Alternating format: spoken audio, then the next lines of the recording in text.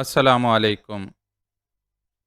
یہ میرا گھر ہے۔ میرے اجنبی ساتھی نے موٹر سائیکل برآمدے کے سامنے روک کر انجن بند کرتے ہوئے کہا، یہاں آپ کو پرنسس کے گھر جیسا آرام تو نہیں مل سکے گا، تاہم آپ کے لیے ایک کمرے کو حتی الامکان پر آسائش بنا دیا گیا ہے۔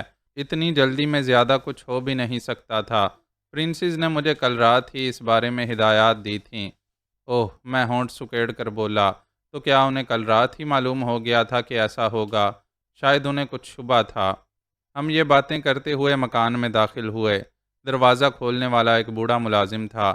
اچانک میرے کانوں میں رینوکا کی سرگوشی گونجی، ونود کمار۔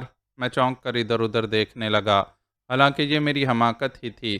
ایسا کبھی بھی نہیں ہوا تھا کہ میں نے اس کی آواز سنی ہو تو وہ مجھے دکھائی بھی دی ہو۔ ونود کمار، وہ کہہ رہی تھی، تم خاصے طویل وقفے کے بعد میری آواز سن رہے ہو، لیکن ایسا ہرگز نہیں ہے کہ میں تم سے بے خبر ہوں۔ سب کچھ میرے سامنے ہے، لیکن میں نے تمہیں مخاطب کرنے کی ضرورت نہیں سمجھی۔ ممکن ہے اب پھر میں بہت عرصے کے بعد تمہیں مخاطب کروں، کیونکہ فی الحال مجھے تم سے کچھ کہنے کی ضرورت نہیں ہے۔ جو کچھ بھی ہو رہا ہے وہ میری مرضی کے عین مطابق ہو رہا ہے۔ پرنسس تارا ابھی بچی ہے اور اس وقت غیر ارادی طور پر میرے لیے کام کر رہی ہے۔ وہ یہ بھی نہیں جانتی کہ اس وقت وہ میری ہی اعلیٰ کار بنی ہوئی ہے۔ بس تم اطمینان سے اس کی ہدایات پر عمل کرتے رہو، اس طرح حقیقتاً تم میرے ہی وفادار رہو گے۔ میں کسی مسحور شخص کی طرح اپنے اجنبی ساتھی کے ہمراہ آگے بڑھتا رہا۔ وہ مجھے ایک کمرے میں لے آیا۔ رینوکا دیوی کی آواز اب مجھے سنائی نہیں دے رہی تھی، مگر جانے کیوں میرا سارا جسم سنسنا رہا تھا۔ خاصے طویل وقفے کے بعد اس کی آواز سن کر میرے اعصاب متاثر ہوئے بغیر نہ رہ سکے تھے۔ یہ ہے آپ کا کمرہ، میرے اجنبی ساتھی نے کہا۔ اب آپ آرام کیجیے، تا وقت یہ کہ پرنسس کا فون نہ آ جائے۔ آپ خود انہیں رنگ نہ کیجیے گا۔ میں نے دیکھا کہ بستر کی سائڈ ٹیبل پر ٹیلی فون رکھا ہوا تھا۔ اجنبی کہتا رہا، آپ کے کپڑے اور ضروریات کی تمام چیزیں یہاں منتقل کی جا چکی ہیں۔ آپ کو کسی قسم کی دشواری نہیں ہوگی۔ اگر اور کسی چیز کی ضرورت محسوس ہو تو سائڈ ٹیبل میں لگا ہوا سفید بٹن دبا دیجیے گا۔ ملازم فوراً آپ کی خدمت کے لیے آ جائے گا۔ مجھے اب اجازت دیجیے۔ میں نے صرف سر ہلانے پر اکتفا کیا تھا۔ وہ دروازہ بھیڑ کر چلا گیا۔ میں بستر کی طرف بڑھا اور اس پر تقریباً ڈھیر ہو گیا۔ حالات کی یہ عجیب و غریب موڑ جو بار بار میرے سامنے آ رہے تھے، یہ شاید میرے اعصاب کو بالکل توڑ پھوڑ رہے تھے۔ میں خود کو مردہ محسوس کرنے لگا تھا۔ مجھے شدت سے احساس ہوا کہ اس وقت مجھے شراب کی ضرورت ہے۔ میں نے فوراً ٹیبل پر لگا ہوا سفید بٹن دبا دیا۔ پھر آدھا منٹ گزرا ہوگا کہ ایک ملازم کمرے میں داخل ہوا، جس نے ہماری آمد پر اس گھر کا دروازہ کھولا تھا۔ میں نے اس سے کہا، کیا مجھے شراب مل سکتی ہے؟ کیوں نہیں مالک، بوڑھے نے بڑے ادب سے کہا۔ میں ابھی لے کر آتا ہوں، بہترین وسکی، بس 5 منٹ لگیں گے۔ اور یہی ہوا۔ 5 منٹ میں وہ ایک ٹرے لے کر آ گیا۔ ٹرے میں ایک بوتل، ایک گلاس اور نٹس کی پلیٹ لگی ہوئی تھی۔ کیا یہ میز پر رکھ دوں مالک؟ اس نے پوچھا۔ نہیں، میں نے کہا، یہیں لے آؤ، سائڈ ٹیبل پر رکھ دو۔ پھر جیسے ہی ملازم رخصت ہوا، میں نے بوتل کھول لی۔ سم تھنگ اسپیشل تھی، جس کی ڈائمنڈ جیسی بوتل مجھے بہت پسند تھی۔ میں نے ایک بڑا پیک بنایا، اس میں آئس کیوبز ڈالے اور پھر سگریٹ سلگھا کر گلاس اٹھا لیا۔ میں نے پہلا ہی گھونٹ بہت لمبا لیا تھا اور پھر 10 منٹ کے اندر اندر گلاس خالی کر کے میں نے پیک بنا لیا۔ میں اس وقت شراب پر اس طرح ٹوٹ رہا تھا جیسے بھوکا روٹی پر ٹوٹتا ہے۔ تیسرا پیگ پینے کے دوران میں مجھے کچھ توانائی کا احساس ہوا اور ذہنی انتشار میں بھی کمی آ گئی تھی۔ میں کچھ سوچنے سمجھنے کے قابل ہو گیا۔ میرے ذہن میں رینوکا دیوی کی آواز گونجنے لگی۔ اس نے کہا کہ وہ مجھ سے پوری طرح باخبر ہے، اس لیے مطمئن ہے کہ جو کچھ ہو رہا ہے وہ اس کی مرضی کے عین مطابق ہو رہا ہے۔ اس نے کہا کہ اس نے تارا کو ابھی بچی قرار دیا تھا۔ یہ باتیں خاصی چکرا دینے والی تھیں کہ پرنسس تارا بھی غیر ارادی طور پر اس کی اعلیٰ کار بنی ہوئی تھی، لیکن شراب نے مجھے اتنا سہارا دیا کہ میں پریشانی کا شکار نہیں ہوا۔ شراب کی یہ خاصیت بھی عجیب ہے کہ اگر یہ آدمی کی پریشانیوں کو پوری طرح ختم نہیں کرتی تو کم از کم انہیں بڑی حد تک کم ضرور کر دیتی ہے۔ اب مجھے صرف یہ بے چینی تھی کہ کسی طرح جلد از جلد پرنسس تارا سے رابطہ قائم ہو جائے۔ اس کے گھر سے فرار ہوئے مجھے 1 گھنٹہ ہو رہا تھا۔ اس دوران میں وہاں پر نہ جانے کیا گزری ہوگی۔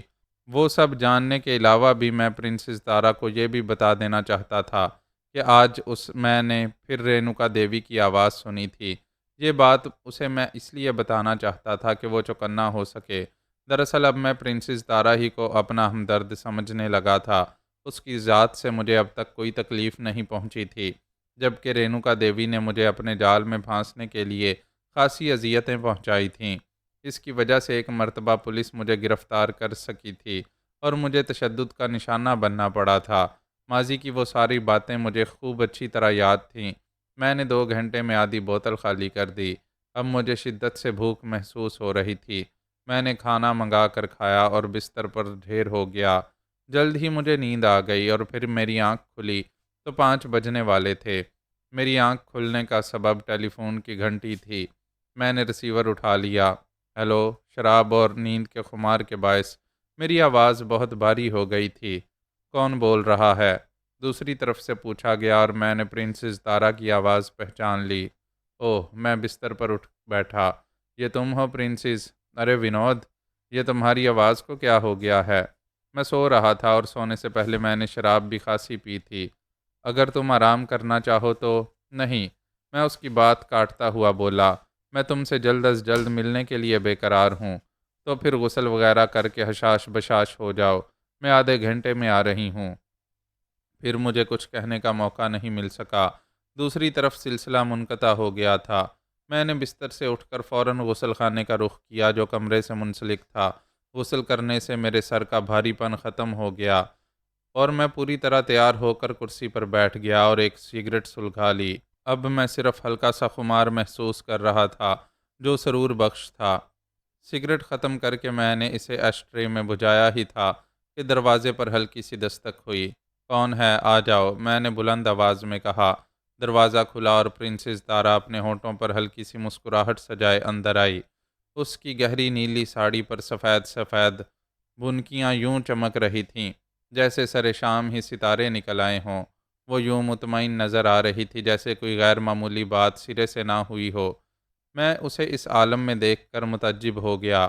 میرا خیال تو یہ تھا کہ وہ کچھ نہ کچھ پریشان ضرور ہوگی۔ ہیلو، وہ بڑی خوش دلی سے بولی۔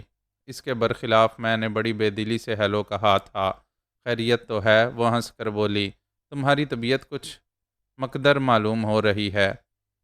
کیا ان حالات میں مجھے کہے لگانے چاہیے؟ کن حالات میں؟ کیا اب اس کی تصریح بھی ضروری ہے؟ میں چڑ گیا۔ وہ میرے سامنے بیٹھ گئی اور بولی، اگر تمہارا اشارہ انسپکٹر سنہا والے معاملے کی طرف ہے تو اسے اہمیت نہ دو۔ آخر تمہیں پہلے سے ہی کیوں اندازہ ہو گیا تھا کہ یہ سب کچھ ہونے والا ہے؟ کل انسپکٹر سنہا کے جانے کے بعد میرے ذہن میں یہ شبہ کل بلانے لگا تھا کہ کچھ گڑبڑ ہو سکتی ہے۔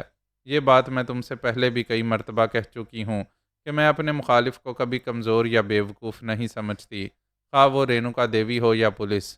مجھے شبہ تھا کہ پولیس کوئی خاص نکتہ دریافت کر سکتی ہے جو تمہارے لیے خطرناک ثابت ہو سکتا ہے۔ اسی لیے میں نے کل رات ہی اس کا بندوبست کر لیا تھا کہ وقت ضرورت تمہیں اس عمارت میں منتقل کیا جا سکے۔ آج بھی میں کسی انجانی بات کو نظر انداز کیے ہوئے نہیں تھی، چنانچہ میں نے کسی غیر متوقع صورتحال کے لیے اپنے 2 آدمیوں کو الرٹ کر دیا تھا۔ لیکن پولیس مجھے کس جرم میں گرفتار کر سکتی ہے؟ غلط بیانی کی وجہ سے شبے میں۔ میری غلط بیانی کا علم انہیں فوراً تو نہیں ہو سکتا تھا۔ وہ تو اسی وقت ہو گیا تھا جب تم ٹیلی فون پر نہ جانے کس سے فضول قسم کی باتیں کر رہے تھے۔ اس وقت ایک سب انسپکٹر نے دروازے پر آ کر انسپکٹر سنہا سے کچھ کہا تھا اور میں سمجھ گئی کہ معاملہ بگڑ گیا ہے۔ پھر اس وقت میرے اس خیال کی تصدیق بھی ہو گئی جب انسپکٹر سنہا نے 2 پولیس افسروں کو بظاہر تمہارا بیان لینے کے لیے لیکن دراصل تم پر کڑی نظر رکھنے کے لیے ڈرائنگ روم میں چھوڑا تھا اور مجھ سے تخلیے میں بات کرنے کی اجازت چاہی تھی۔ میں نے اس کے ساتھ لاؤنج کا رخ کیا تھا اور لاؤنج میں داخل ہو کر اس نے مجھ سے سب سے پہلے جو بات پوچھی تھی مجھے اس کا شاید انتظار ہی تھا۔ اس نے مجھ سے یہ بات پوچھی تھی کہ یہ صاحب کیا واقعی مسٹر جگدیش رمولی ہیں یا آپ بھی ان کی شکل و شباہت سے دھوکہ کھا گئی ہیں؟ اوہ، میرے منہ سے نکلا۔ اس وقت پرنسس تارا کہتی رہی۔ اس وقت میرا ایک ملازم لاؤنج کی صفائی میں مصروف تھا۔ میں نے اسے فوراً اشارہ کر دیا۔ دراصل وہ انہی دونوں آدمیوں میں سے ایک تھا جن کو میں نے یہ کام تفویض کیا تھا۔ کہ وہ تم کو یہاں سے ہٹا دیں۔ میرا وہ اشارہ انسپکٹر سنہا نے بھی دیکھا تھا، لیکن وہ یہ سمجھا ہوگا کہ میں نے ملازم کو لاؤنج سے جانے کا اشارہ کیا ہے۔ لیکن انسپکٹر کو اسی وقت کیسے معلوم ہو گیا کہ میں جگدیش رمولی نہیں ہوں؟ دراصل دلی میں جگدیش رمولی کی بیوی کا بیان کل ہی سامنے آ گیا تھا، اور آج پولیس اس تیاری کے ساتھ آئی تھی کہ تمہیں گرفتار کر لے، اور گرفتاری سے پہلے کچھ ثبوت بھی فراہم کر لے۔ اس کی تیاری اس طرح کی گئی تھی کہ ٹیلی فون ایکسچینج میں میرا ٹیلی فون ٹیپ کیا گیا تھا۔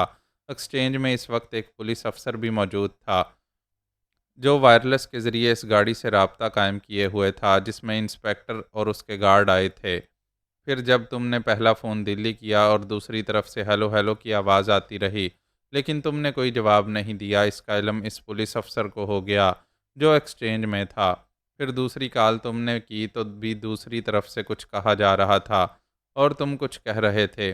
اس کے علاوہ یہ بات بھی نوٹ کر لی گئی کہ تم نے جگدیش رمولی کے گھر کا نمبر ڈائل نہیں کیا تھا۔ چنانچہ ایکسچینج میں موجود پولیس افسر نے وائرلیس کے ذریعے اطلاع انسپکٹر سنہا کے کار میں موجود سب انسپکٹر دو کو دی، اور اس سب انسپکٹر نے ڈرائنگ روم میں آ کر انسپکٹر سہنا کو بتا دیا تھا۔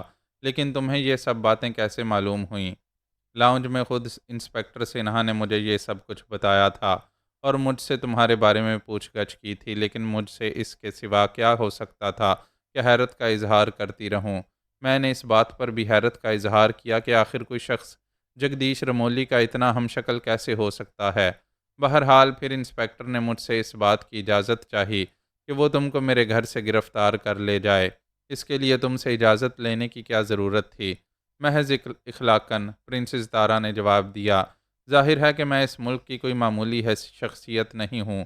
وہ مجھ سے سختی کے ساتھ پیش نہیں آ سکتا تھا۔ کیا اسے تم پر کوئی شبہ نہیں ہوا؟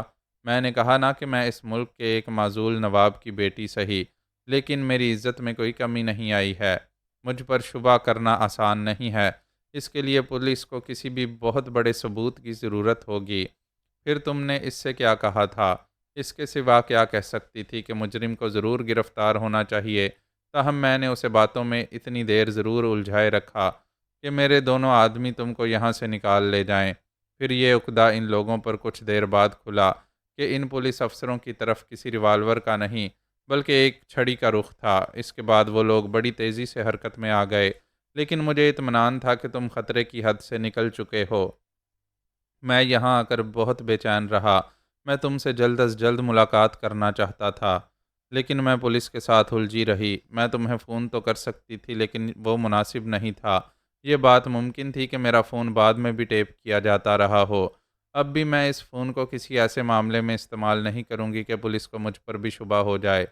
میں ایک طویل سانس لے کر اٹھا اور سائڈ ٹیبل سے وہ ٹرے اٹھا لایا جس میں شراب وغیرہ رکھی ہوئی تھی۔ آج تم نے خاصی پی ہے، پرنسس بولی۔ اس وقت صرف 1 یا 2 پیگ لوں گی، 1 پیگ میں بھی لوں گی، پرنسس تارا نے کہا اور ملازم کو بلا کر ایک گلاس منگایا۔ شراب کی پہلی چسکی لینے کے بعد میں نے اس سے کہا، اب تمہارا کیا ارادہ ہے؟ تمہیں آج ہی رات ڈاکٹر کاچار کے خادم کی جگہ لینا ہے؟ یعنی ساون کی؟ ہاں۔ کیا میں اس کا رول نبھا سکوں گا؟ میرا خیال ہے کہ تم جیسے ذہین آدمی کو زیادہ مشکل نہیں پیش آئے گی۔ میں نے شام کو ایک آدمی کو بلایا ہے، وہ تمہارے بالوں کی رنگت بھی بدل دے گا اور چہرے پر مسا بھی بنا دے گا۔ قد و قامت کے اعتبار سے تم ساون سے مختلف نہیں ہو، لیکن آواز اور چال ڈھال، میں تمہیں ایک ایسی دوا دوں گی جس سے تمہارا گلا بیٹھ جائے گا۔ تم بہت مدھم آواز میں بول سکو گے اور ایسا معلوم ہوگا جیسے نزلے وغیرہ کے باعث تمہارا سینہ جکڑا گیا ہے۔ اور چال؟ پرنسس تارا دھیرے سے ہنس دی۔ کیا میں نے کوئی مذاق کیا تھا؟ میں برا سا منہ بنا کر بولا، یہ بات نہیں، مجھے کچھ اور خیال آ گیا تھا۔ پرنسس تارا کے ہونٹوں پر مسکراہٹ قائم رہی۔ میں استفہامیہ نظروں سے اس کی طرف دیکھتا رہا۔ ساون کے دائیں پیر میں ہلکا سا لنگ ہے، پرنسس تارا نے کہا۔ تمہیں اس کی اداکاری کرنا پڑے گی، اور یہ تم جانتے ہی ہو کہ جن لوگوں کے پیروں میں ہلکا سا لنگ ہوتا ہے ان سب کی چال تقریباً یکساں ہوتی ہے، لیکن کسی کے پیر میں زیادہ اور کسی کے پیر میں کم لنگ ہوتا ہے۔ مجھے کیا معلوم کہ مجھے تو معلوم ہے کہ اس کے پیر میں کتنا لنگ ہے۔ میں تمہیں اتنا ہی لنگڑا بنا دوں گی۔ پرنسس تارا ہنس پڑی۔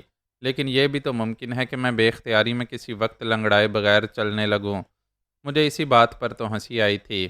اس میں ہنسنے کی کیا بات ہے؟ میں نے بہت دن پہلے ایک فلم دیکھی تھی، اس میں ایک اداکار کو لنگڑے کا کردار ادا کرنا تھا۔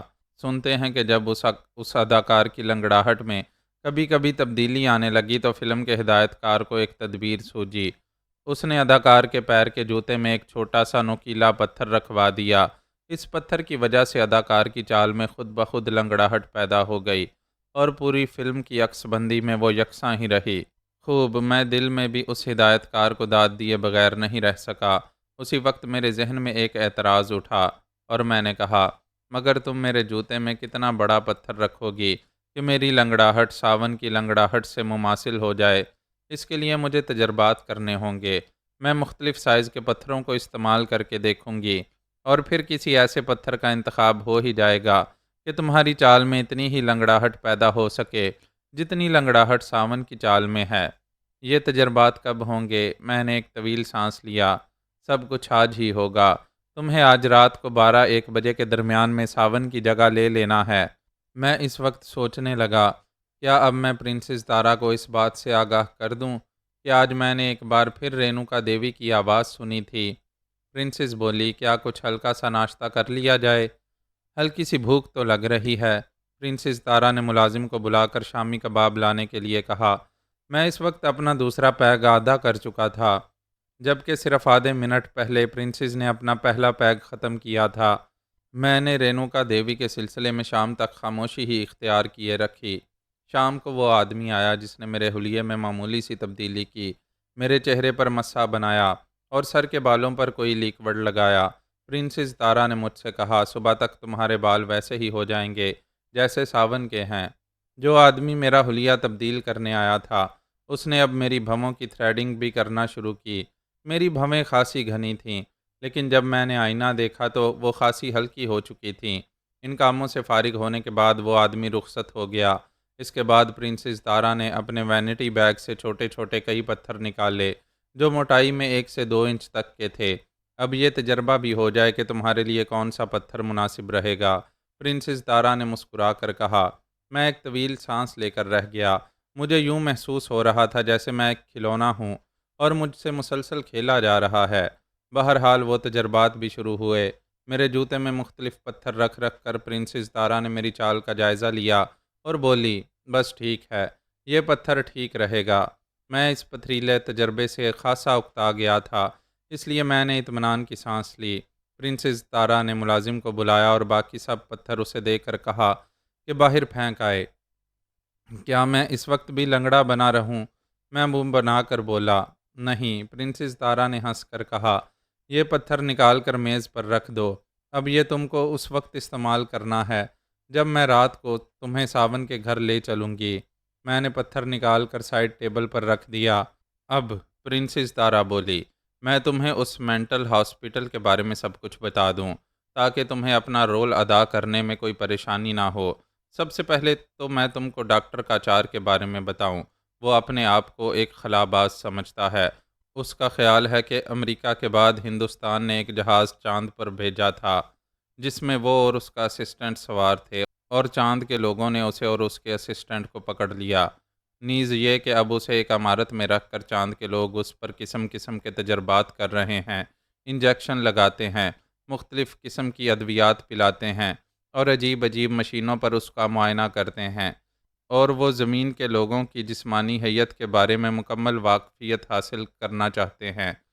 تم کو وہ اپنا اسسٹنٹ سمجھتا ہے جو خلائی جہاز میں اس کے ساتھ چاند پر پہنچا تھا۔ اسی طرح اس ہاسپٹل کے تمام مریض کسی نہ کسی قسم کے خبط میں مبتلا ہیں۔ اس کے بعد پرنسس تارا نے مجھے اس ہاسپٹل کے اندرونی حالات سے پوری طرح آگاہ کر دیا اور پھر بولی، لیکن رات کے کھانے کے بعد تم کو خود لے جا کر وہاں کے تمام راستے وغیرہ دکھاؤں گی، کیونکہ کل صبح تمہیں خود ہی ساون کی کار ڈرائیو کر کے وہاں جانا ہوگا۔ یہ تم نے اب تک نہیں بتایا کہ میں ڈاکٹر کاچار کو اغوا کروں گا۔ یہ کام تمہیں کل ہی کسی وقت یا پرسوں کرنا ہوگا۔ اس کی تفصیل میں کسی نہ کسی طرح تم کو ہاسپٹل ہی میں پہنچا دوں گی۔ فی الحال تم اس کے بارے میں کچھ نہ سوچو۔ اس کے بعد رات کے کھانے تک پرنسس تارا مجھے اس کے بارے میں کچھ نہ کچھ سمجھاتی ہی رہی۔ رات کے کھانے کے بعد وہ مجھے اپنی کار میں لے کر وہاں سے روانہ ہوئی۔ کیا اس وقت میرا باہر نکلنا خطرناک نہیں ہے؟ میں نے اس وقت کہا جب ہم کار میں بیٹھ چکے تھے، کیا پولیس کو میری تلاش نہیں ہوگی؟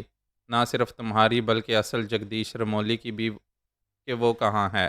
کیا تمہیں اس کا علم ہے؟ نہیں، اس کا علم رینوکا ہی کو ہوگا۔ کیا مجھے کوئی خطرہ نہیں ہے؟ تمہارا حلیہ کسی نہ کسی حد تک بدل ہی چکا ہے۔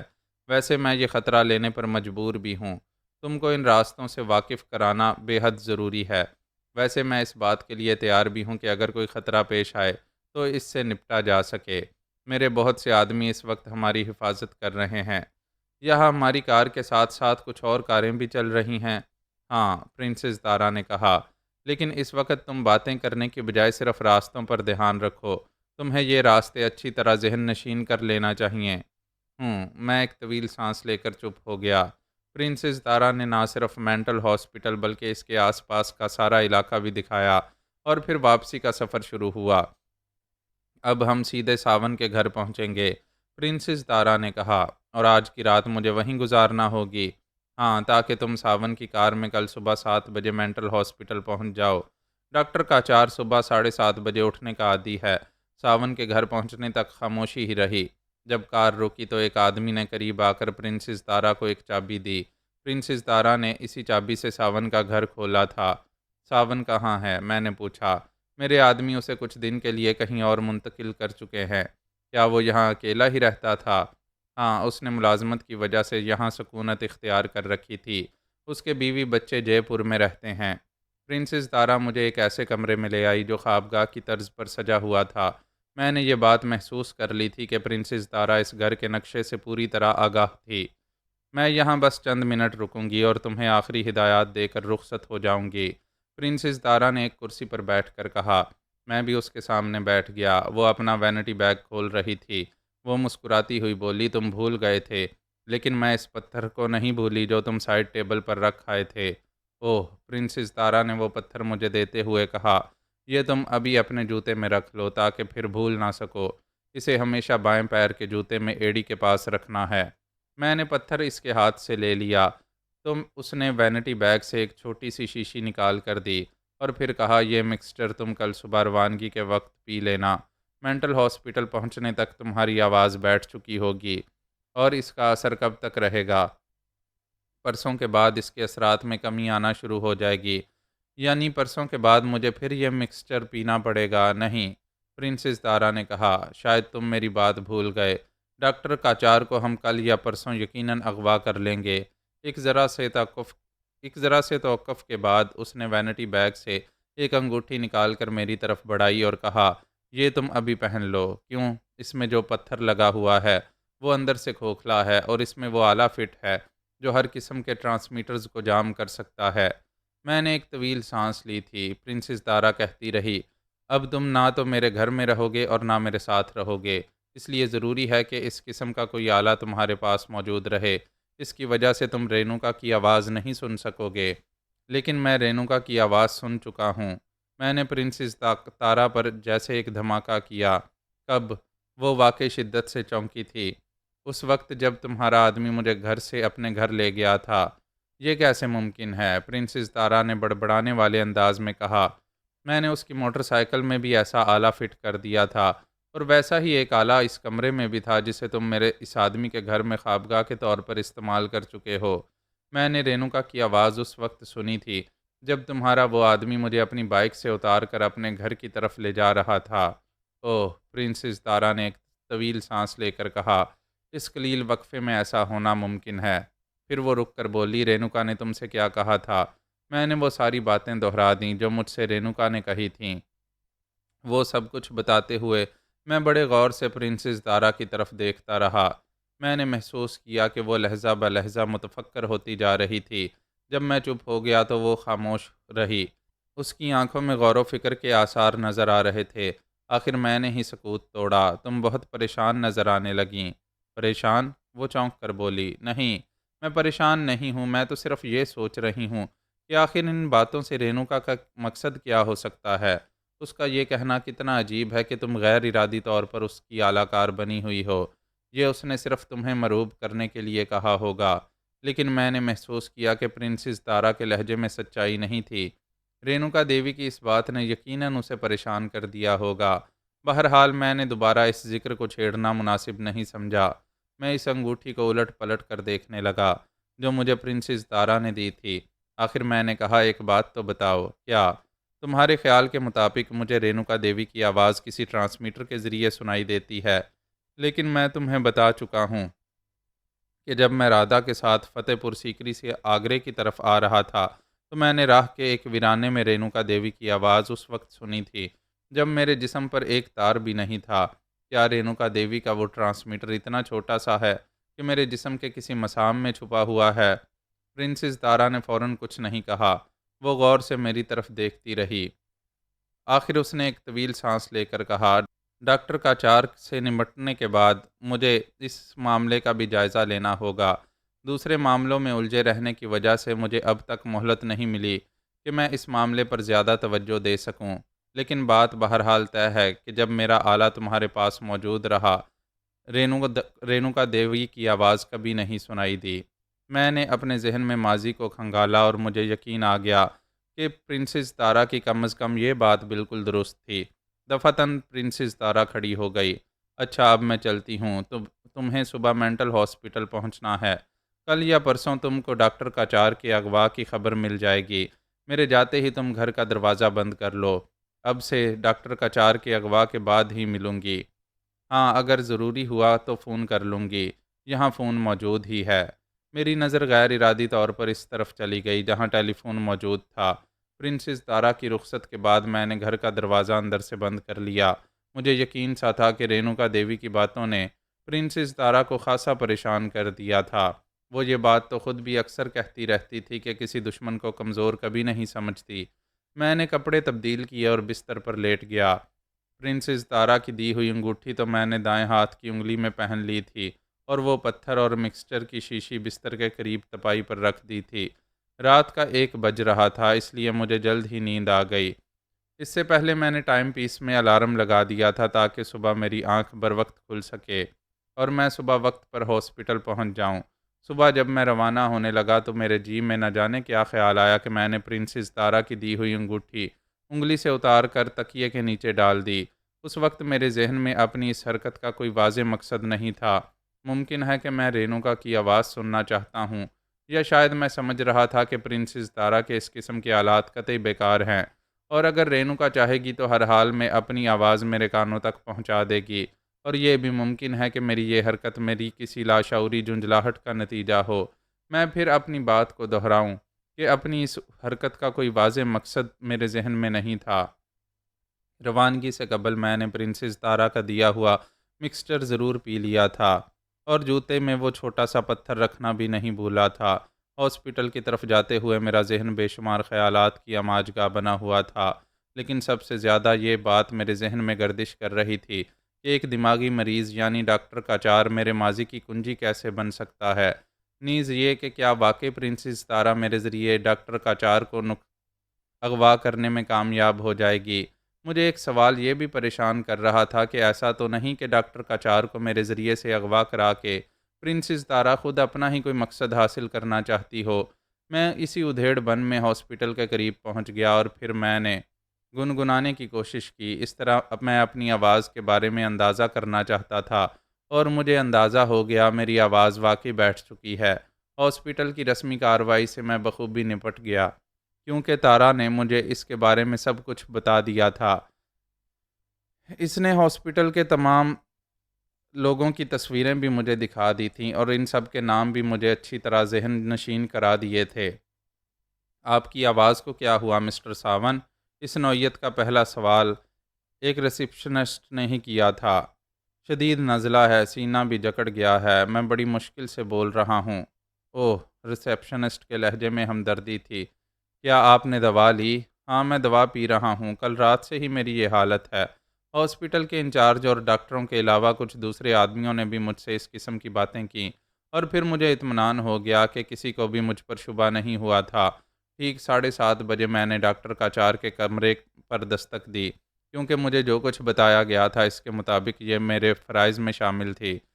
دوسری طرف سے سلیپروں کی آواز سنائی دی اور پھر دروازہ کھل گیا۔ وہ شب خوابی کے لباس پر گاؤن پہنے ہوئے تھا۔ اس کی عمر 50 سال کے لگ بھگ معلوم ہو رہی تھی۔ خاصا دراز قامت اور خوشرو آدمی تھا۔ وہ اس طرح ایک طرف ہٹا جیسے مجھے اندر آنے کے لیے راستہ دے رہا ہو۔ ساتھ ہی اس نے کہا، تم بیٹھو ساون، میں غسل وغیرہ سے فارغ ہو جاؤں۔ تو تم ناشتہ کر کے آئے ہوگے؟ جی نہیں سر، اتفاق سے آج میں نے ابھی تک ناشتہ نہیں کیا، میں نے کمرے میں داخل ہوتے ہوئے کہا، جو نہایت پر آسائش اور پر آرائش تھا۔ اچھا تو پھر آج ہم اکٹھا ہی ناشتہ کریں گے، بس میں ذرا تیار ہو جاؤں۔ میں ایک صوفے پر بیٹھ گیا اور ڈاکٹر کا چار باتھ روم میں چلا گیا۔ پھر اچانک اس نے باتھ روم سے ہی چلا کر کہا، ارے ساون، اب مجھے خیال آیا، تمہاری آواز کو کیا ہو گیا ہے؟ اسے بھی میں نے وہی جواب دیا جو دوسروں کو دیتا رہا تھا، اور اس نے بھی مجھ سے ویسی ہی باتیں کیں جو دوسرے لوگ مجھ سے کر چکے تھے۔ جتنی دیر میں ڈاکٹر کا چار نہا دھو کر تیار ہوا، اتنی دیر میں ہاسپٹل کا ایک آدمی ناشتہ لے کر آ گیا۔ ساون کے لیے بھی ناشتہ یہیں لے آؤ، ڈاکٹر کا چار نے ملازم سے کہا۔ ملازم سر ہلا کر چلا گیا۔ آؤ، ڈاکٹر کا چار نے ناشتے کی طرف متوجہ ہوتے ہوئے کہا۔ آپ کھائیے سر، میں نے ادب سے کہا، تکلف کی ضرورت نہیں، چلو شروع ہو جاؤ۔ جب تمہارا ناشتہ آئے گا تو اس میں تمہارے ساتھ شریک ہو جاؤں گا، آؤ۔ ڈاکٹر کاچار کے لہجے میں اصرار کی اتنی شدت تھی کہ میں اس کے ساتھ شریک ہو گیا۔ میں کل رات سے بہت پریشان ہوں ساون، ڈاکٹر کاچار نے آگے جھک کر بڑے رازدارانہ انداز میں کہا۔ کیا ہوا سر؟ کوئی نئی بات تو نہیں ہوئی، لیکن اب یہاں میری طبیعت بہت گھبرانے لگی ہے، ڈاکٹر کاچار نے بدستور آہستگی سے کہا۔ سمجھ میں نہیں آتا کہ ہمارے سیارے کے لوگوں کو کیا ہو گیا ہے۔ جب چاند کے لوگ ہمیں گرفتار کر رہے تھے تو ہم نے ان کو SOS سگنل دے دیا تھا۔ وہ سمجھ گئے ہوں گے کہ چاند کے لوگوں نے ہمیں گرفتار کر لیا ہے۔ اس کے باوجود انہوں نے ہماری کسی قسم کی مدد کے لیے کوئی خلائی جہاز نہیں بھیجا۔ کیا انہیں ہمارا ذرا بھی خیال نہیں ہے؟ خیال تو ہوگا سر، لیکن وہ دو ایک خلائی جہاز بھیج کر بھی کیا سکتے تھے؟ انہیں یہ اندازہ تو ہو گیا ہوگا کہ چاند پر آبادی ہے اور یہاں کے لوگ اتنے طاقتور ہیں کہ انہوں نے ہمیں گرفتار کر لیا جبکہ ہمارے پاس ہتھیار موجود تھے۔ یہ بھی تم ٹھیک کہہ رہے ہو، ڈاکٹر کاچار نے آہستہ سے کہا، لیکن کیا ہم کبھی یہاں سے نجات حاصل کر سکیں گے؟ ویسے اس میں شبہ بھی نہیں کہ ہمارے ساتھ ان لوگوں کا انداز جارحانہ نہیں ہے۔ یہ ہر طرح سے ہمارے آرام کا خیال رکھتے ہیں۔ قید خانے کے باہر اور چار دیواری کے اندر ہم ہر جگہ گھوم پھر سکتے ہیں، ٹینس کورٹ میں جا سکتے ہیں، آؤٹ ڈور گیمز میں بھی حصہ لے سکتے ہیں۔ یہ احاطہ اتنا بڑا ہے کہ ڈرائیونگ کا لطف بھی اٹھا سکتے ہیں۔ اس کے علاوہ ہمیں باہر نکلنے کی اجازت بھی ہے، ہم کار میں بیٹھ کر کسی بھی سمت 5 میل تک جا سکتے ہیں، لیکن اس صورت میں ان کی ایک کار ہمارے پیچھے لگی رہتی ہے جو ہمیں 5 میل سے زیادہ آگے جانے سے روک دیتی ہے۔ جی ہاں سر، ان لوگوں نے ہمیں ہر قسم کی مراعات دے رکھی ہیں، لیکن ہم پر ان کے تجربات کا سلسلہ بھی جاری ہے۔ کبھی یہ انجیکشن لگائے جاتے ہیں، کبھی عجیب عجیب کیپسول کھلائے جاتے ہیں، کبھی بڑی بڑی مشینوں سے ہمارا جائزہ لیا جاتا ہے۔ آخر اس طرح یہ کیا چاہتے ہیں ساون؟ آپ نے بھی اس کے بارے میں سوچا تو ہوگا؟ ہاں یقیناً، ڈاکٹر کاچار نے کہا۔ یہ چاند والے غالباً یہ چاہتے ہیں کہ ان لوگوں کی اور کرۂ ارض کے لوگوں کی جسمانی حیت میں کیا فرق ہے۔ ویسے میں تو اس نتیجے پر پہنچ چکا ہوں کہ ہم میں اور ان میں کوئی فرق نہیں ہے، ہماری زبان بھی یکساں ہے، کھانے پینے کا انداز بھی وہی ہے جیسے ہم اپنی زمین پر کھایا کرتے تھے، ان کی بنائی ہوئی عمارتیں اور مشینیں وغیرہ بھی بالکل ویسی ہی ہیں۔ اس کا ایک سبب ہو سکتا ہے سر؟ کیا؟ ڈاکٹر کا چار سوالیہ نظروں سے میری طرف دیکھنے لگا۔ ہو سکتا ہے کہ ہماری زمین ہی کی کوئی ترقی یافتہ نسل یہاں آ کر آباد ہو گئی ہو، اس لیے ان لوگوں نے بھی اسی انداز میں ترقی کی جس طرح ہم کرتے رہے ہیں۔ اوہ، ڈاکٹر کاچار کی آنکھوں میں چمک آ گئی۔ تم نے بہت اچھی بات سوچی ہے، مجھے اس کا خیال ہی نہیں آیا تھا۔ ہم دونوں میں اسی قسم کی باتیں ہوتی رہیں۔ اس ہسپتال کے مریضوں کی خدمت گاروں یا محافظوں کو پہلا سبق ہی یہی دیا جاتا تھا کہ وہ اپنے مریض کی ہر بات میں پوری دلچسپی لیں اور کبھی ان کی کسی بات کو اس طرح رد نہ کریں کہ انہیں غصہ آ جائے۔ ڈاکٹر کاچار سے باتیں کرتے ہوئے میں نے اس کی کسی بات سے یہ محسوس نہیں کیا کہ وہ پاگل ہے، سوائے اس کے کہ وہ خود کو اور مجھے کرۂ ارض کے باشندے سمجھتا تھا جن کو چاند کے لوگوں نے قیدی بنا لیا تھا۔ ڈاکٹر کاچار کچھ دیر تک کسی سوچ میں ڈوبا رہا اور پھر بولا، اچھا اب تم اپنے کمرے میں جاؤ ساون، میں 2-1 گھنٹے مطالعہ کرنا چاہتا ہوں۔ کل رات میں نے ان لوگوں سے اسپیس انجینئرنگ کی ایک کتاب لی تھی نا، تم ہی سے تو کہا تھا کہ مانگ لاؤ۔ جی ہاں سر، میں جلدی سے بولا۔ بس میں وہی پڑھنا چاہتا ہوں۔ ذرا معلوم تو ہو کہ اس معاملے میں یہ لوگ کہاں تک آگے بڑھ چکے ہیں۔ ویسے تم کوئی ایسی تدبیر سوچنے کی کوشش کرو کہ یہ ہم پر اعتماد کرنے لگیں، ہمیں قیدی بنا کر نہ رکھیں، ہمیں ہر طرح کی آزادی دے دیں، ہم ان کے بہت کام آ سکتے ہیں۔ کم از کم مجھے تو اب کرۂ ارض پر واپس جانے کی کوئی خواہش نہیں ہے۔ چاند بہت پرامن جگہ ہے، میں اب اپنی باقی زندگی یہیں گزار دینا چاہتا ہوں۔ میں آپ سے متفق ہوں سر۔ بہت خوب، ڈاکٹر کاچار نے خوش ہو کر کہا۔ اچھا اب تم جاؤ۔ میں برابر کے کمرے میں چلا آیا جو میرے لیے مخصوص تھا۔ اس کمرے میں ایک سرخ بلب لگا ہوا تھا جس کا تعلق ڈاکٹر کاچار کے کمرے کے دروازے سے تھا۔ جب بھی ڈاکٹر کاچار اپنے کمرے کا دروازہ کھولتا وہ بلب جل جاتا، اور پھر یہ میرا فرض ہوتا کہ میں ابھی فوراً اپنے کمرے سے نکل کر ڈاکٹر کاچار کے کمرے میں پہنچ جاؤں۔ یہ ہاسپٹل کے بنیادی قوانین میں سے ایک تھا کہ کسی پاگل کو تنہا نہ چھوڑا جائے۔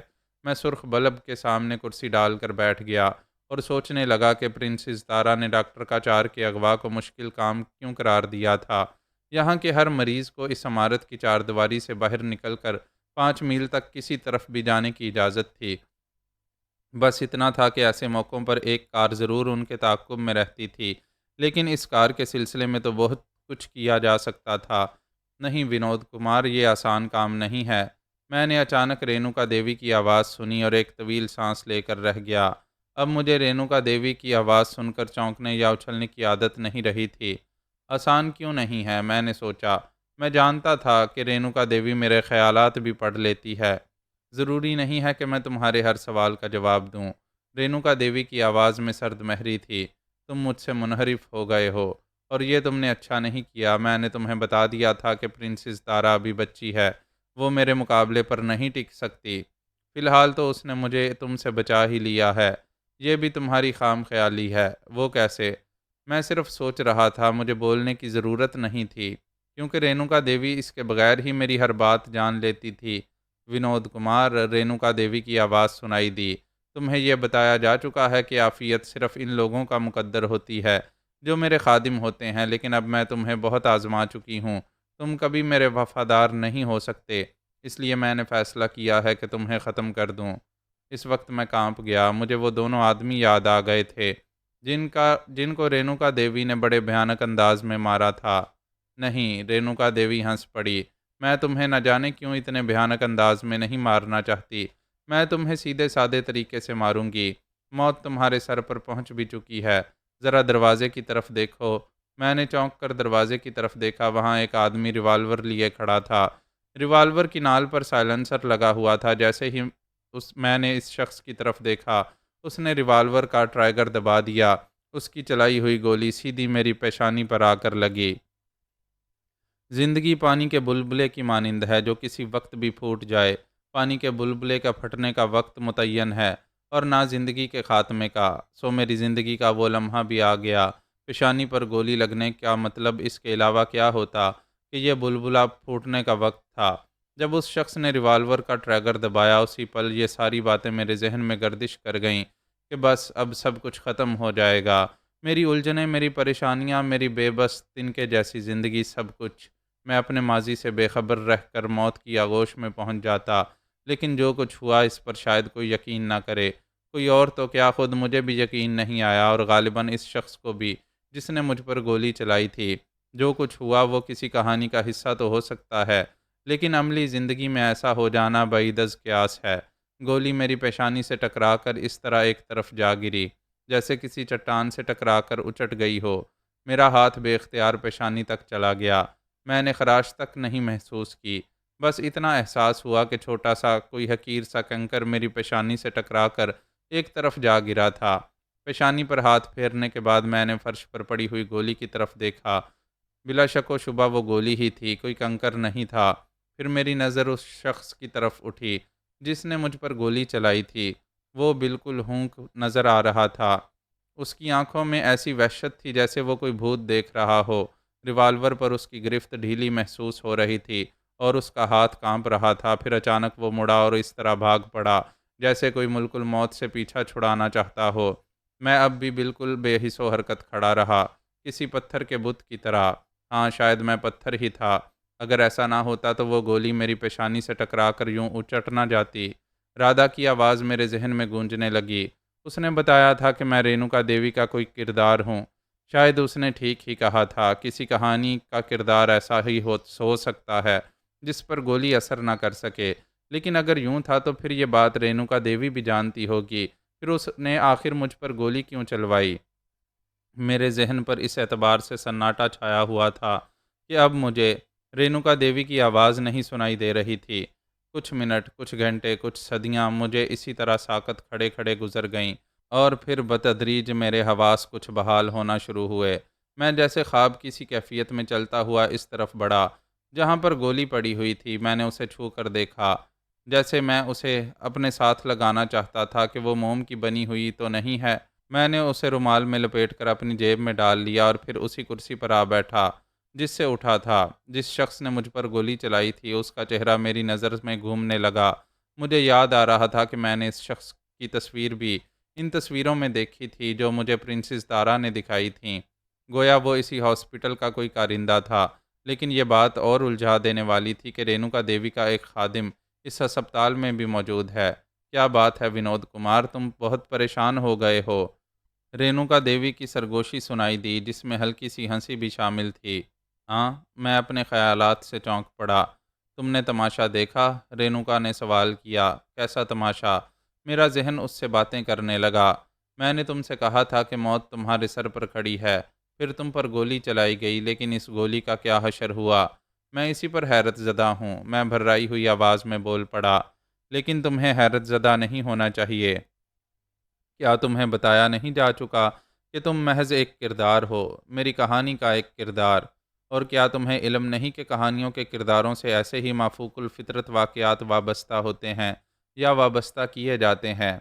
بس دوسرے مصنفوں اور مجھ میں یہی ایک فرق ہے کہ میرے کردار سچ مچ تخلیق پا جاتے ہیں۔ وقت آنے پر تم کو یہ بھی معلوم ہو جائے گا کہ میرے قلم میں یہ طاقت کہاں سے آ گئی۔ اس وقت میں نے یہ ڈرامہ اسی لیے سٹیج کیا تھا کہ آخری مرتبہ، ہاں شاید آخری مرتبہ، تمہیں یہ باور کرا دوں کہ تم محض ایک کردار ہو جسے میں نے تخلیق کیا ہے۔ میں اگر چاہوں تو گولی پر ہی منحصر نہیں، توپ کے گولے بھی تم پر اثر انداز نہیں ہو سکتے، اور اگر میں چاہوں تو تم بیٹھے بیٹھے ختم ہو جاؤ گے، تمہاری حرکت قلب بند ہو جائے گی، بس میرے قلم ہلانے کی دیر ہے۔ میری سمجھ میں نہیں آ رہا تھا کہ اس وقت مجھے کیا کہنا چاہیے۔ ہاں، رینوکا دیوی کی آواز پھر سنائی دی۔ اس وقت تم ایسے عالم میں نہیں ہو کہ میری بات کے جواب میں کچھ کہہ سکو۔ میں تم سے کچھ سننا بھی نہیں چاہتی۔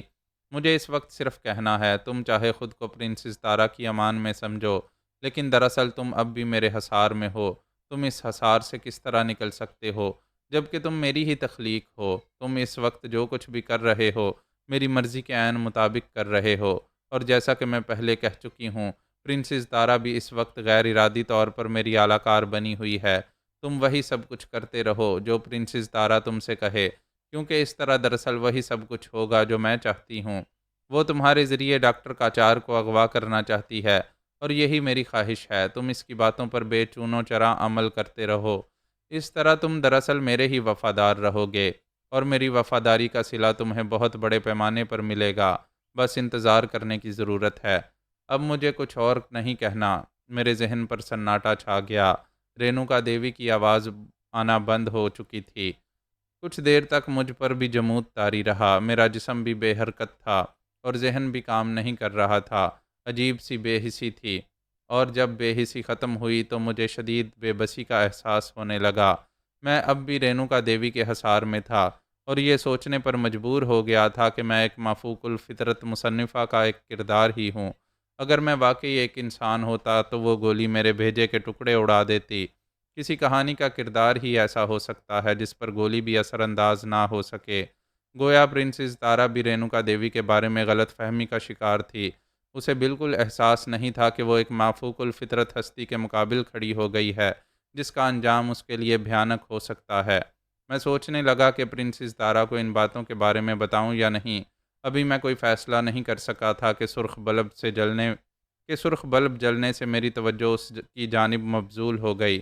اس کا مطلب یہ تھا کہ ڈاکٹر کاچار اپنے کمرے سے نکلا ہے۔ میں جلدی سے کھڑا ہو گیا اور اپنے کمرے سے باہر آ گیا۔ ڈاکٹر کاچار میری ہی طرف آ رہا تھا۔ اوہ اوہ ساون، وہ بولا، میں تمہارے ہی پاس آ رہا تھا۔ میں نے دیکھا کہ اسپیس انجینئرنگ کی کتاب اس کے ہاتھوں میں تھی۔ خیریت تو ہے سر؟ میں نے پوچھا۔ اس کتاب کے 2 ہی باب پڑھ کر میں حیران ہو گیا ہوں۔ آؤ آؤ میرے ہی کمرے میں آؤ، بیٹھ کر باتیں کریں گے۔ میں اس کے ساتھ چل پڑا۔ اس وقت میں ذہنی طور پر 2 حصوں میں بٹا ہوا تھا۔ وہ حالات بھی میرے ذہن میں چکرا رہے تھے جن سے میں دوچار ہو چکا تھا، اور اس کے ساتھ ہی مجھے ڈاکٹر کاچار پر بھی توجہ دینا پڑ رہی تھی۔ اپنے کمرے میں پہنچ کر ڈاکٹر کاچار نے مجھے اپنے سامنے بٹھایا اور وہ کتاب میری طرف بڑھاتا ہوا بولا، یہ دیکھو، ذرا اس پر ایک نظر ڈالو۔ آپ ہی بتائیے سر، کیا میں آپ کی باتوں پر یقین نہیں کروں گا؟ حیرت انگیز! ڈاکٹر کاچار آنکھیں پھاڑ کر بولا، نہایت حیرت انگیز! صرف یہ 2 باب پڑھ کر اور باقی کتاب پر جستہ جستہ نظر ڈال کر مجھے اندازہ ہو گیا ہے کہ یہ چاند کی مخلوق بالکل انہی خطوط پر ترقی کر رہی ہے جن پر ہم زمین والے آگے بڑھ رہے ہیں۔ ہم میں اور ان میں سرے منہ فرق نہیں ہے۔ یہ کتنی عجیب بات ہے ساون! تو پھر یہی بات ٹھیک ہوگی سر کہ ہماری کوئی ترقی یافتہ نسل چاند پر پہنچ کر آباد ہو گئی ہے۔ یہ سب ہم ہی لوگوں میں سے ہیں۔ تو پھر یہ بہت اچھے لوگ ہیں کہ انہوں نے کرۂ ارض جیسے گھٹیا سیارے کو چھوڑ کر چاند کو آباد کر لیا۔ یقیناً، میں نے اس کی تائید کی، لیکن اس میں ایک الجھن ہے۔ ڈاکٹر کاچار سوچ میں ڈوبے ہوئے لہجے میں بولا، وہ کیا سر؟ جب یہ ہم ہی لوگوں میں سے ہیں تو یہ ہماری جسمانی حیت کا معائنہ کرنے میں کیوں وقت ضائع کر رہے ہیں؟ میں سوچنے لگا کہ اس کا کیا جواب دوں۔ آخر میں نے کہا، یہ بھی تو ہو سکتا ہے سر کہ… ہاں ہاں کہو، اس نے مجھے اکسایا۔ یہ بھی تو ہو سکتا ہے کہ یہ لوگ کسی اور قسم کا تجربہ کر رہے ہوں اور ہمیں یہ غلط فہمی ہو کہ یہ ہماری جسمانی حیت کا جائزہ لے رہے ہیں۔ ڈاکٹر کاچار کی آنکھیں سوچ میں ڈوب گئیں۔ کچھ دیر بعد وہ سر ہلاتا ہوا بولا، شاید تم ٹھیک کہہ رہے ہو، لیکن وہ قدرے توقف سے بولا، وہ یہ جاننے کی کوشش بھی تو کر سکتے ہیں کہ اتنے عرصے بعد کرۂ ارض کے لوگوں کی جسمانی حیت میں کوئی تبدیلی ہوئی ہے یا نہیں۔ جی ہاں سر، میں نے اس کی تائید کی، یہ بھی ہو سکتا ہے۔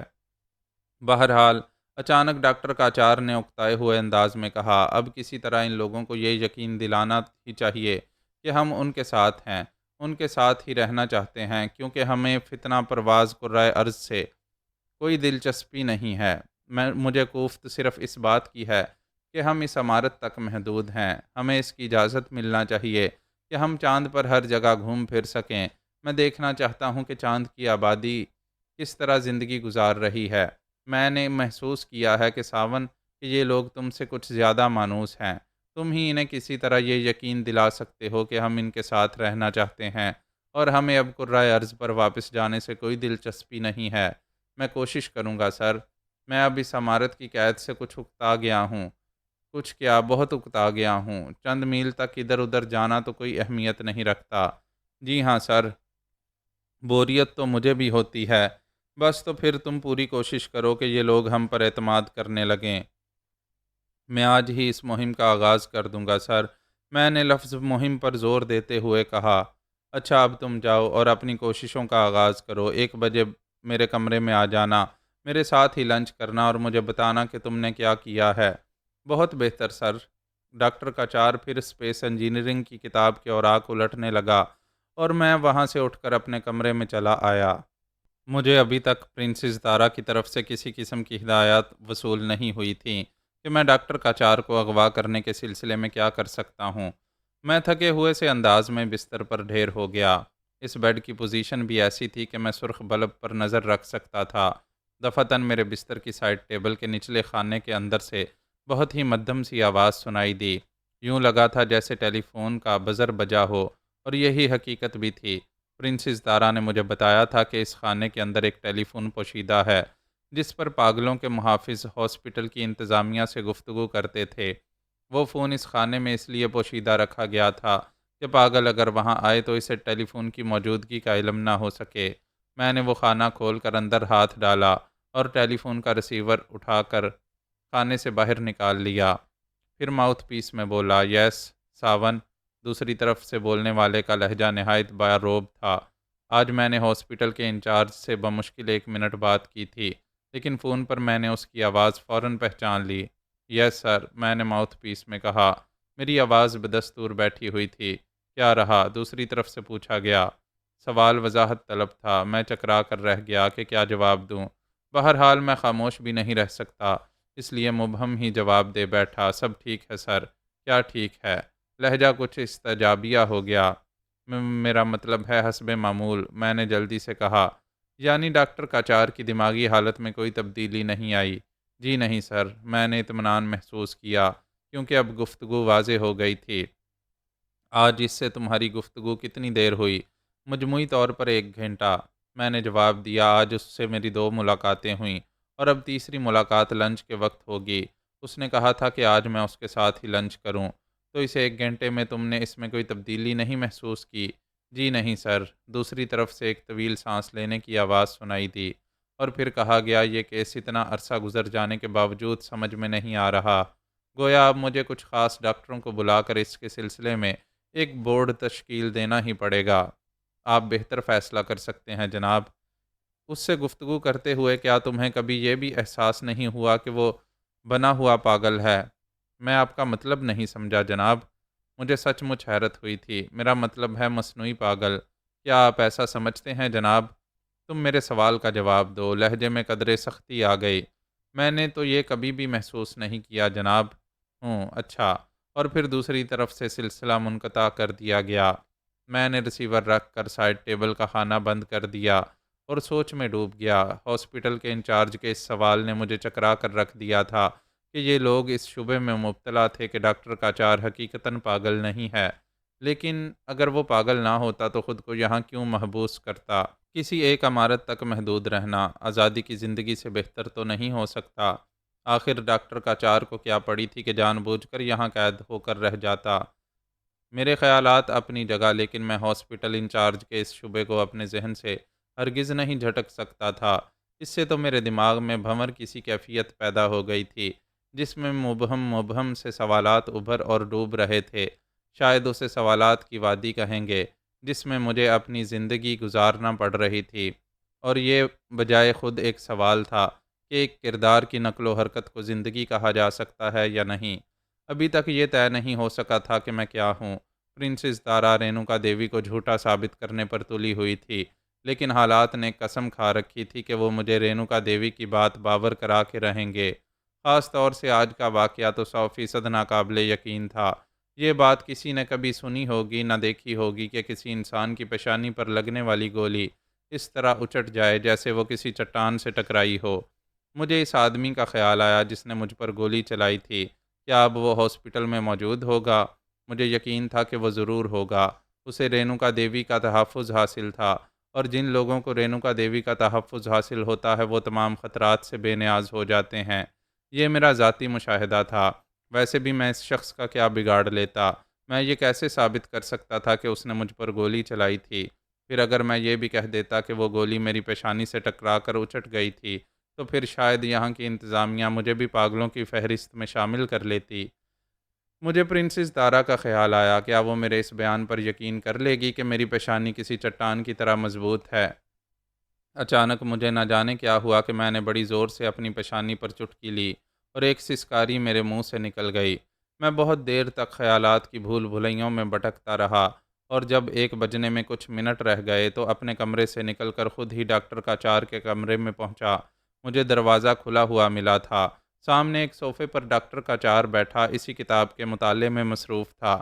اس نے اشارے سے مجھے بیٹھنے کے لیے کہا۔ میں بیٹھ گیا۔ میں نے بٹلر سے کہہ دیا ہے کہ ہم دونوں کا کھانا یہیں پہنچا دیا جائے۔ ڈاکٹر کاچار نے میری طرف دیکھے بغیر کہا اور بدستور مطالعہ کرتا رہا۔ میں غور سے اس کی طرف دیکھنے لگا۔ کیا یہ مصنوعی پاگل ہے؟ میرے ذہن میں سوال گونج رہا تھا، اور میری نگاہیں اس کے چہرے کو یوں ٹٹول رہی تھیں جیسے کوئی راکھ میں چنگاری کریدنے کی کوشش کر رہا ہو۔ ڈاکٹر کاچار کا مطالعاتی انہماک اس وقت ختم ہوا جب ایک آدمی ہمارے لیے کھانا لے کر کمرے میں آیا۔ ڈاکٹر کاچار نے کتاب بند کر کے ایک طرف رکھ دی۔ کھانے کے دوران میں گفتگو کا آغاز ایک بار پھر ہوا، لیکن اسی قسم کی باتیں ہوئیں جیسے ہی پہلے ہوئی تھیں۔ صرف ایک معاملے میں ڈاکٹر کاچار نے ناراضگی کا اظہار کیا کہ میں نے اب تک ہاسپٹل کی انتظامیہ سے اس سلسلے میں کوئی گفتگو نہیں کی تھی کہ اب ہمیں اس عمارت تک محدود نہ رکھا جائے۔ کھانے کے بعد ڈاکٹر کاچار نے کہا، اب تم جاؤ، میں کیلولہ کروں گا۔ 4 بجے سے پہلے قطعی مداخلت نہ کرنا۔ 4 بجے کے بعد بھی تم اسی صورت میں میرے کمرے میں آؤ گے جب میں تم کو بلاؤں۔ ڈاکٹر کاچار کے انداز سے اب تک ناراضگی کا اظہار ہو رہا تھا۔ بہت بہتر سر، میں کھڑا ہو گیا۔ ڈاکٹر کاچار نے کتاب اٹھائی اور اندرونی کمرے میں چلا گیا، جسے اس کی خوابگاہ کے طور پر آراستہ کیا گیا تھا۔ میں اپنے کمرے میں چلا آیا۔ آدھا دن گزر چکا تھا، لیکن ابھی تک مجھے ڈاکٹر کاچار کے اغوا کے سلسلے میں پرنسز تارا کی ہدایات وصول نہیں ہوئی تھیں۔ مجھے اس کا بھی علم نہیں تھا کہ وہ ہدایات مجھے کس طرح موصول ہوں گی۔ پھر وہ دن ہی اسی طرح گزر گیا۔ مجھے کسی قسم کی ہدایات موصول نہیں ہوئی تھیں۔ رات کا کھانا ڈاکٹر کاچار نے میرے ساتھ نہیں کھایا۔ شاید وہ اب تک ناراض تھا، لیکن مجھے ہاسپٹل کے طریقہ کار کے مطابق اسے شب بخیر ضرور کہنا تھا۔ اس کے بعد تمام پاگلوں کے دروازے آٹومیٹک طور پر مقفل ہو جاتے تھے، لیکن اس سے آدھے گھنٹے قبل میں نے ایک اور کام بھی کیا۔ میرے کمرے میں ایک چھوٹا سا ٹیپ ریکارڈر بھی موجود تھا۔ اس پر میں نے اپنی دن بھر کی رپورٹ ٹیپ کی۔ یہ رپورٹ نہایت مفصل ہوتی تھی کہ اس روز پاگل نے کیا کچھ کیا، کیا کچھ کہا اور اسے کیا جواب دیا گیا۔ یہ ریکارڈڈ کیسٹ مجھے روانگی کے وقت ریکارڈ روم کے انچارج کے حوالے کرنا تھی۔ جب میں اپنے گھر کی طرف روانہ ہوا تو خود کو خاصا بوجھل محسوس کر رہا تھا۔ تقریباً روزانہ ہی ایسے واقعات ہو رہے تھے جن کے باعث میں اندر سے ٹوٹتا جا رہا تھا، بکھرتا جا رہا تھا۔ کبھی رینوکا دیوی کا جادو میرے سر چڑھ کر بولتا تھا، اور کبھی پرنسز تارا کی باتیں اس جادو کو میرے سر سے اتار دیتی تھیں۔ نہ جانے یہ شکست و ریخت کا سلسلہ کب ختم ہوتا۔ خیالات کے جالے میں الجھتا ہوا میں ساون کے گھر پہنچ گیا، جو فی الحال میرا گھر تھا۔ اندر داخل ہوتے ہی میں نے فون کی گھنٹی سنی۔ میں نے جلدی سے دروازہ بند کیا اور لپک کر فون کے قریب پہنچا۔ ہیلو، میں نے ماؤتھ پیس میں کہا۔ میں نے دوسری مرتبہ رنگ کیا ہے۔ پرنسز تارا کی آواز سنائی دی۔ میں ابھی ابھی قفل کھول کر اندر آیا ہوں۔ اس کا مطلب ہے کہ تم نے بہت سلو ڈرائیونگ کی ہوگی شاید۔ اچھا خیر، میں ابھی تمہارے پاس آ رہی ہوں۔ میں خود بھی تم سے ملنے کے لیے بے چین ہوں۔ کوئی خاص بات؟ پرنسز تارا نے چونک کر پوچھا۔ آؤ گی تو بتاؤں گا، میں بہت جلد پہنچ رہی ہوں۔ اور پھر دوسری طرف سے سلسلہ منقطع ہو گیا۔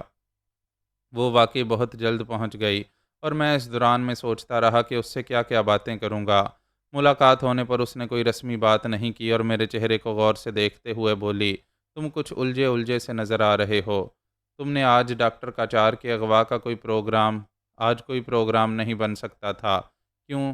جس طرح ہم فتح پور سیکری سے بھاگے تھے، اسی طرح ہمیں ڈاکٹر کاچار کے اغوا کے سلسلے میں بھی ہیلی کاپٹر سے کام لینا ہے، لیکن آج اس کا بندوبست نہیں ہو سکا۔ البتہ کل میرے 2 آدمی تربیتی پرواز پر ہوں گے اور کل ہی ہم ڈاکٹر کاچار کو اغوا کریں گے۔ ہیلی کاپٹر کیوں ضروری ہے؟ ہم اسی کار میں کیوں نہ فرار ہوں جس میں ہم اس عمارت کی 4 دیواری سے باہر نکل سکتے ہیں؟ یہ کیوں بھول رہے ہو کہ ایک کار تمہارے تعاقب میں لگی ہوئی ہوگی اور تم اس کی تیز رفتاری کا مقابلہ نہیں کر سکتے؟ اس کا انجن تمہاری کار کے انجن سے 2 گنا طاقتور ہوگا۔ تم اس سے بچ کر نہیں نکل سکتے۔ ویسے بھی 5 میل کے بعد کا علاقہ ایسا ہے جہاں سے تم نہیں نکل سکتے۔ وہاں اتنی کیلیں گڑی ہوئی ہیں کہ تمہاری کار کے چاروں ٹائر برسٹ ہو جائیں گے۔ رہ گیا وہ مخصوص راستہ جو آمد و رفت کے لیے استعمال ہوتا ہے، تو وہ تم دیکھ ہی چکے ہو۔ وہاں سخت نگرانی رہتی ہے۔ پاس کے بغیر وہاں سے کوئی نہیں گزر سکتا۔ وہاں جن گارڈز کو متعین کیا گیا ہے وہ ریٹائرڈ فوجی ہیں۔ اف، میں نے طویل سانس لی۔ یہ مینٹل ہاسپٹل ہے یا گسٹاپور کا ہیڈ کوارٹر؟ وہ اپنے مریضوں کو ہر قیمت پر محفوظ رکھنا چاہتے ہیں، اسی لیے وہاں کے اخراجات بھی بہت ہیں۔ تو کل ہم وہاں سے ہیلی کاپٹر کے ذریعے فرار ہوں گے۔ میں اپنی آج کی باتیں کرنے سے پہلے پرنسز تارا کا پروگرام جان لینا چاہتا تھا۔ ہاں، پرنسز تارا نے کہا، اس کے علاوہ کوئی صورت نہیں ہے۔ عمارت سے 3-4 میل کے فاصلے پر وہ ہیلی کاپٹر تمہارا تعاقب کرنے والی کار کو تباہ کر دے گا۔ میں تمہیں کلوروفارم کی ایک شیشی دوں گی۔ اس سے تم ڈاکٹر کاچار کو بے ہوش کر دو گے تاکہ اسے ہیلی کاپٹر میں لے جا سکو۔ پھر وہ ہیلی کاپٹر تم کو 15-20 میل دور ایک ویرانے میں پہنچا دے گا، جہاں میں کار میں تم دونوں کا انتظار کر رہی ہوں گی۔ میں نے پرخیال انداز میں سر ہلایا، گویا یوں ہوگا جیسے کوئی قیدی دشمن کے جنگی کیمپ سے فرار ہو رہا ہو۔ ہاں، پرنسز تارا کے ہونٹوں پر خفیف سی مسکراہٹ تھی۔ کچھ ایسی ہی بات ہوگی۔ کیا ڈاکٹر کاچار مصنوعی پاگل ہے؟ میں نے اچانک سوال داغا۔ میں نے سوال داغا تھا، لیکن پرنسز تارا اس طرح چونکی جیسے میں نے توپ داغی ہو۔ وہ تیزی سے بولی، یہ سوال تم نے کیوں کیا؟ یہ خیال میرے ذہن میں ان باتوں کی وجہ سے آیا ہے جو آج ہاسپٹل کے انچارج گپتا سے ہوئی تھیں۔ میں نے جواب دیا۔ کیا باتیں ہوئی تھیں؟ پرنسز نے پوچھا۔ میں نے وہ ساری گفتگو دہرا دی جو ٹیلی فون پر ڈاکٹر گپتا سے ہوئی تھی۔ وہ سب کچھ سن کر پرنسس تارا کے چہرے پر تفکر کے ہلکے ہلکے سائے لہرانے لگے۔ میں بڑے غور سے اس کی طرف دیکھ رہا تھا، پھر اچانک میں نے اس پر ایک اور دھماکہ کیا۔ مائی ڈیئر پرنسس، کیا تمہیں یہ سن کر تعجب ہوگا کہ آج وہاں مجھ پر قاتلانہ حملہ کیا گیا تھا؟ پرنسس تارا پر وہی رد عمل ہوا جس کی مجھے توقع تھی۔ وہ چونک کر مجھے اس طرح دیکھنے لگی جیسے میں نے اسے زمین پر ہائیڈروجن بم پھٹنے کی اطلاع دی ہو۔ کیا مطلب؟ اس کی آواز سرگوشی جیسی تھی، اور اس قاتلانہ حملے سے قبل رینوکا دیوی نے مجھ سے بات بھی کی تھی۔ میں نے کہا۔ پرنسس نے چونک کر میرے ہاتھ کی طرف دیکھا اور پھر مضطربانہ انداز میں بولی، وہ انگوٹھی کہاں ہے جو میں نے تم کو دی تھی؟ وہ رات کو میں نے اتار کر تکیے کے نیچے رکھ دی تھی اور صبح پہننا بھول گیا تھا۔ میں نے جھوٹ بولا اور اس لہجے میں بولا جیسے اپنی حرکت پر خجل ہوں۔ پرنسس نے ایک طویل سانس لی، پھر پوچھا، رینوکا نے تم سے کیا باتیں کی تھیں؟ میں نے وہ ساری باتیں دہرا دیں جو رینوکا دیوی نے مجھ سے کی تھیں، اور پھر کہا، جب میں نے پلٹ کر دروازے کی طرف دیکھا تو وہاں ایک شخص سائلنسر لگا ہوا ریوالور لیے کھڑا تھا۔ اس نے بے دریغ مجھ پر گولی چلا دی۔ پرنسس تارا نے بے چینی سے پہلو بدلا۔ وہ گولی میری پیشانی سے ٹکرائی۔ میں نے اس کی آنکھوں میں دیکھتے ہوئے کہا، اور اس طرح اچٹ گئی جیسے کسی چٹان سے ٹکرائی ہو۔ پرنسس تارا نے اس مرتبہ پہلے سے بھی زیادہ طویل سانس لی تھی۔ اس عجیب و غریب واقعے کے بارے میں تمہارا کیا خیال ہے؟ میں نے اس کی آنکھوں میں دیکھتے ہوئے کہا، تم کیا سمجھ رہے ہو؟ اس نے الٹا مجھ سے سوال کیا۔ اس کے علاوہ کیا سمجھوں کہ میں واقعی ایک پراسرار قوت کے جال میں پھنس گیا ہوں؟ پراسرار قوت؟ رینوکا دیوی۔ وہ خاموش رہی اور میں اس کے بعد بھی بولتا رہا۔ اس واقعے کے بعد رینوکا دیوی نے مجھ سے پھر بات کی تھی اور پوچھا تھا کہ کیا ایسا ہونا ممکن ہے۔ اس نے مجھے باور کرایا تھا کہ میں واقعی ایک کردار ہوں، اور کردار اس وقت تک نہیں مر سکتا جب تک اس کا مصنف ہی اسے مروا نہ دے، اور وہ تمہاری خالق ہے۔ پرنسس تارا نے تلخی سے کہا، میں ان حالات میں اس کے علاوہ کیا سمجھوں؟ پرنسس تارا نے فوراً ہی کچھ نہیں کہا۔ یوں معلوم ہوتا تھا جیسے وہ کسی گہری سوچ میں ڈوب گئی ہو۔ میں غور سے اس کی طرف دیکھتا رہا۔ میرے اندازے کے مطابق شاید اب وہ پھر کوئی ایسی کہانی گھڑنا چاہ رہی تھی کہ میرے ذہن سے رینوکا دیوی کے مافوق الفطرت ہونے کا خیال مٹا دے۔ کئی منٹ ایک بوجھل سکوت میں گزر گئے، اور پھر آخر کار پرنسس تارا نے میری طرف دیکھتے ہوئے کہا، شاید مجھے قبل از وقت ہی کچھ بتانا پڑے گا۔ کوئی اور کہانی گھڑ لی ہے؟ میں نے زہر خند کیا۔ یہ تو وقت ہی ثابت کرے گا کہ کہانیاں میں گھڑتی ہوں یا رینوکا دیوی، پرنسس تارا نے کہا۔ لیکن کیا تم میری ایک بات بھول گئے؟ کون سی بات؟ کیا میں نے تم کو یہ نہیں بتایا تھا کہ تم ایک بہت بڑی طاقت ہو، اور میں تمہاری اس بات پر دل ہی دل میں ہنس دیا تھا؟ لیکن اب تمہیں نہیں ہنسنا چاہیے۔ تمہیں یہ تجربہ ہو چکا ہے کہ گولی بھی تم پر اثر نہیں کر سکتی۔ تمہاری پیشانی پر تو کیا، تمہارے جسم کے کسی حصے پر بھی گولی اثر انداز نہیں ہو سکتی۔ گولی تو کیا، غالباً اس سے بھی بڑی کوئی ہلاکت خیز چیز بھی تمہارا بال بیکا نہیں کر سکتی۔ کوئی بھی تم کو اس طرح ہلاک نہیں کر سکتا۔ لیکن اس کا علم رینوکا دیوی کو نہیں تھا، اسی لیے اس نے تمہیں اس طرح ہلاک کرنے کی کوشش کی تھی۔ مگر جب وہ اس میں ناکام ہو گئی تو اس نے تمہیں یہ باور کرانا چاہا کہ تم واقعی اس کی تخلیق ہو، اور تمہیں اس وقت تک ختم نہیں کیا جا سکتا جب تک وہ نہ چاہے۔ میں گمسم اسی حالت میں پرنسس تارا کی طرف دیکھتا رہا۔ اب میں تمہیں کچھ اور بھی بتانے پر مجبور ہوں، پرنسس تارا کہتی رہی۔ وہ ڈاکٹر کاچار ہی ہے جس نے تم کو ایک غیر معمولی انسان بنایا ہے۔ وہ اس صدی کا ایک حیرت انگیز سائنٹسٹ ہے۔ وہ تمہارے عظیم باپ کا نمک خوار ہے۔ کچھ عرصے قبل تم ایک ایسی بیماری میں مبتلا تھے کہ تمہارا بچنا محال تھا۔ اس وقت ڈاکٹر کاچار نے تمہارا علاج کیا۔ وہ صرف ایک سائنٹسٹ ہی نہیں بلکہ میڈیسن ریسرچر بھی ہے۔ ہاں، تو میں کہہ رہی تھی کہ اس نے تمہارا علاج کیا۔ تمہارے باپ کو اپنے تحفظ کے لیے ایک بڑی طاقت کی ضرورت تھی، چنانچہ ڈاکٹر کاچار نے تمہارا نہ صرف آپریشن کیا بلکہ تم پر کئی تجربات بھی کیے جو بڑی حد تک کامیاب رہے۔ تم ایک دماغی مرض میں مبتلا تھے۔ ڈاکٹر کاچار نے نہ صرف اس مرض کو دور کر دیا بلکہ تمہارے دماغ میں یا تمہارے دماغ کے قریب ایک ننھا سا آلہ بھی فکس کر دیا جس کو تم ٹرانسمیٹر کہہ سکتے ہو۔ اس نے ایک اور چھوٹا سا آلہ بھی بنایا جس کے ذریعے تمہارے سر میں نصب آلے سے ہمہ وقت رابطہ قائم کیا جا سکتا ہے۔ لیکن اس سے پہلے کہ تم اس سرجری کے بعد ہوش میں آتے، تم کو اغوا کر لیا گیا۔ نہ صرف تم کو بلکہ ڈاکٹر کاچار اور اس آلے کو بھی جو تم سے دماغی رابطہ قائم کر سکتا تھا۔ معزز ناظرین و سامعین، لائک کمنٹس اور شیئر ضرور کریں، شکریہ۔